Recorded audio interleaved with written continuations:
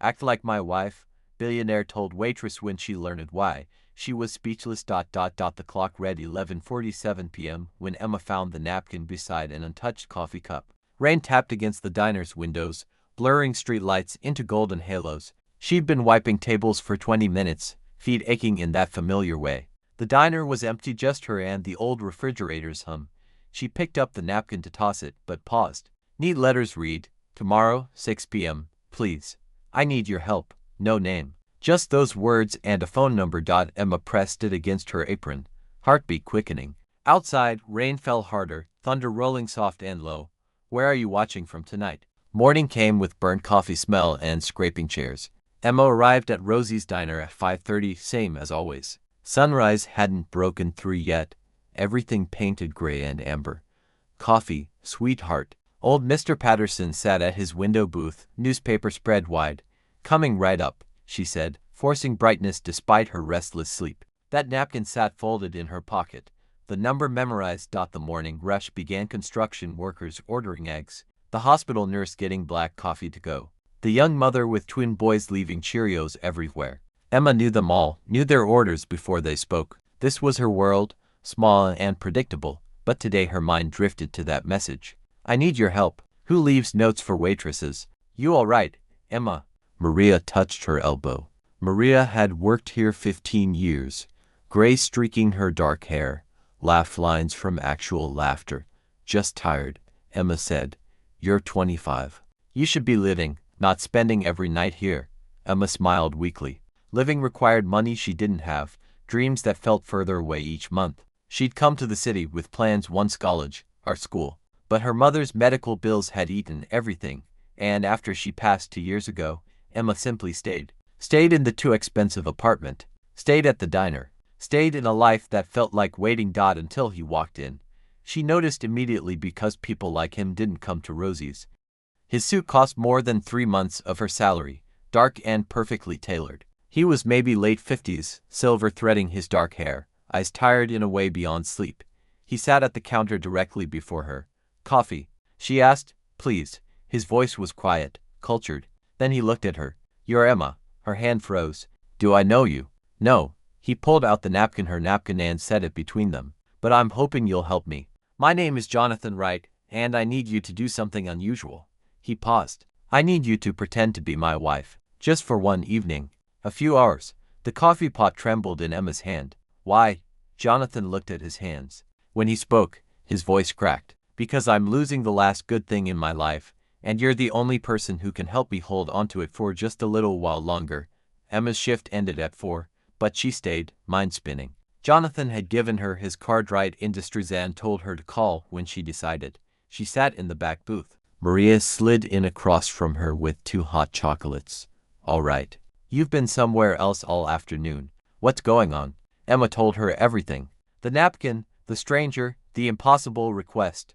Maria listened, then spoke carefully. "That's Jonathan Wright. Owns half the buildings downtown. Lost his wife 8 months ago, cancer.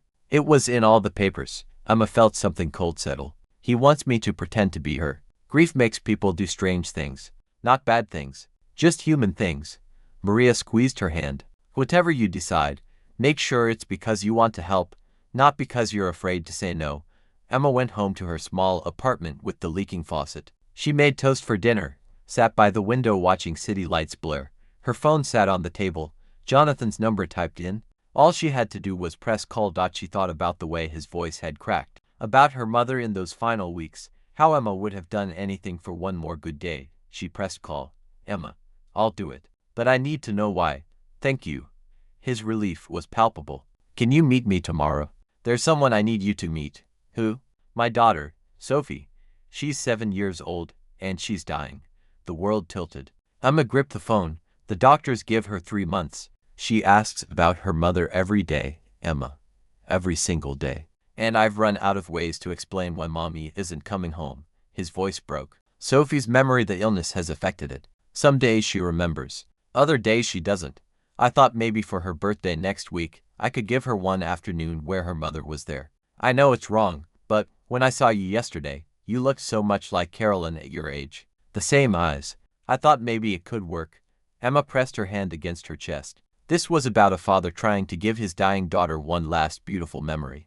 When? She whispered. Her birthday is Saturday. Just one afternoon. I'll pay you whatever. Don't talk about money. Not for this. If this moment touched your heart, please give the video a thumbs up. I'll need to meet her first, Emma said. I need to know who I'm doing this for. Tomorrow. I can bring her to the hospital cafeteria. After they hung up, Emma sat in darkness, wondering if kindness and madness were sometimes the same thing. The hospital cafeteria smelled like antiseptic and weak coffee. Emma arrived early, hands shaking. Emma. Jonathan stood there holding the most fragile-looking child Emma had ever seen. Sophie had his dark eyes but a delicate beauty that seemed ethereal. A pink cap covered her head, hospital gown beneath a cardigan with embroidered flowers. Sophie, this is my friend Emma. Sophie studied her intensely. You have pretty hair. It's the same color as the lady in my dreams. Emma's throat tightened. Thank you, sweetheart. Sophie reached for Emma's hand with small, cool fingers. The gesture was so trusting that Emma felt something crack open in her chest. They talked for an hour. Sophie told her about Mr. Whiskers, her stuffed rabbit, about dancing before her legs got too tired, about stories her daddy read. She mentioned her mother in fragments. Mommy smelled like flowers. Mommy sang funny songs, each mention making Jonathan's face tighten. Do you ever get scared? Sophie asked suddenly. Sometimes. Everyone does. I get scared at night. I forget things. Sophie's fingers tightened. Sometimes I forget what Mommy looked like. Daddy shows pictures, but they feel like strangers. Emma glanced at Jonathan's devastated face and made a decision from somewhere deeper than thought. Would it help if I came to visit you? For your birthday. We could have cake and games. Sophie's face transformed. Really? You'd come? I promise. After they left, Emma cried in that sterile cafeteria. She thought about her mother, about how love twists and reforms itself in loss. She called Maria. I met her. Maria. She's dying and she's so small. And you're going to do this, aren't you? I have to. How can I not? Then be careful. Careful with her heart, and with yours. This kind of kindness changes you. Have you ever faced something like this? Share your story in the comments. Over the next days, Emma watched hours of videos. Carolyn laughing at dinner parties. Carolyn dancing with baby Sophie in their kitchen. Carolyn reading bedtime stories. She was beautiful and vibrant and so alive. But Emma saw the love. Saw how Carolyn touched her daughter like she was the most precious thing. Saw how Jonathan looked at his wife like she was everything. Emma understood then. She wasn't replacing Carolyn. She was holding space for her, being a vessel for love that had nowhere else to go. Saturday morning arrived. Emma stood before her mirror wearing the simple blue dress Jonathan sent, Carolyn's favorite color. She'd practiced Carolyn's smile, her way of tilting her head, but she saw only herself, a waitress with coffee stains and abandoned dreams. Maria's voice message. You're doing a beautiful thing. Your mother would be so proud. Emma breathed deep and stepped into the role she'd never auditioned for. Jonathan's house was elegant, floor-to-ceiling, windows letting in golden light. Pink balloons floated in clusters. A banner read Happy Birthday Sophie. Vanilla cake with raspberry filling sat on the table. 7 candles waiting. Sophie sat on the couch, Mr. Whiskers in her arms, wearing a princess dress. When Emma walked in, the girl's face lit with pure joy. You came. You really came. Emma knelt and took her hands. I promised, didn't I? Then, quietly, Mommy. Emma's eyes flew to Jonathan, frozen in the doorway, caught between hope and heartbreak. Emma squeezed Sophie's hands. I'm here, sweetheart. I'm right here. They played games. Pinned a tail on the donkey, which Sophie laughed at. Musical chairs that Emma let Sophie win. They ate cake, Emma wiping frosting from Sophie's chin with tender care. Tell me a story, Sophie said, curling into Emma's side. About when I was little. Emma's heart hammered. She didn't have those memories. But she'd watched the videos, seen the love. When you were little, you danced in the kitchen. Your daddy played music, and you'd spin until dizzy. And I would catch you every time, and we'd laugh until our stomachs hurt. I remember the laughing. And you loved strawberries. You'd eat them until your face was covered in juice. Sophie giggled. Did you love me? Even when you had to go away? Emma felt tears burning. I loved you more than anything in the world. I loved you when you were born and every second after. I love you still. That never changes. Not ever, even now. Even when I single quotes especially now. Love doesn't end, Sophie. It stays. It always stays. If you've been enjoying this story, subscribe for more heartwarming tales. Sophie fell asleep against Emma's shoulder. Jonathan carried her to bed, tucking her beneath soft blankets, Mr. Whiskers in her arms. She hasn't slept that peacefully in weeks, Jonathan whispered. Thank you for giving her this. Downstairs, Emma finally let herself cry. Jonathan handed her tissues. I don't know how to let her go, he admitted. Emma thought about her mother. You don't have to know yet. You just have to love her while she's here.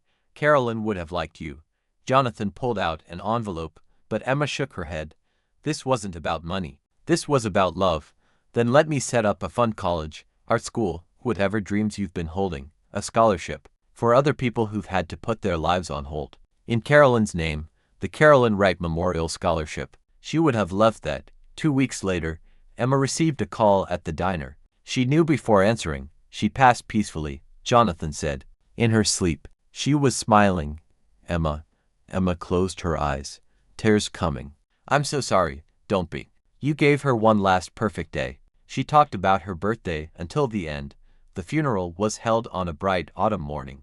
Emma stood in back and watched them lower Sophie beside her mother. Jonathan had asked her to come, and she'd said yes because some goodbyes need witnesses. The scholarship is set up, Jonathan told her after. The Carolyn and Sophie Wright Memorial Fund, for dreamers who've had to wait. You should apply. I don't need. Maybe you deserve it. Maybe that's different. Okay, Emma whispered. 6 months later, Emma walked into her first day of art school with a worn portfolio and bittersweet memories. She still worked weekends at the diner. Some things were too much a part of you, but her evenings now smelled of paint instead of coffee. Maria had cried proud tears. Your mother would be so proud. And so would that little girl. Emma thought about Sophie often. About impossible requests that changed everything. About the reminder that sometimes the bravest thing is saying yes to someone's desperate hope. She'd visited their graves once, bringing flowers. Thank you for trusting me with something so precious. The diner still stood on the corner, neon flickering. Emma pushed through one Saturday morning, greeted by coffee smell and people who knew her name. How's the artist? Maria called. Still learning. Still dreaming. Good. Late that afternoon, Emma noticed a young man alone in the corner, looking lost. His eyes held grief she recognized. She walked over. Refill? He looked up, tears barely hidden. Please, Emma poured slowly. Rough day? Rough year?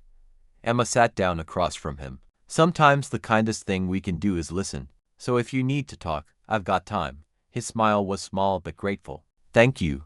Emma listened, remembering what Sophie taught her, that love doesn't end. That kindness ripples outward, that the smallest gestures carry the most weight. Outside, the sun painted the windows amber and rose. The coffee maker hissed. The door chimed, and Emma sat with a stranger who needed exactly what she'd once needed: someone to see him. To hear him, to remind him he wasn't alone.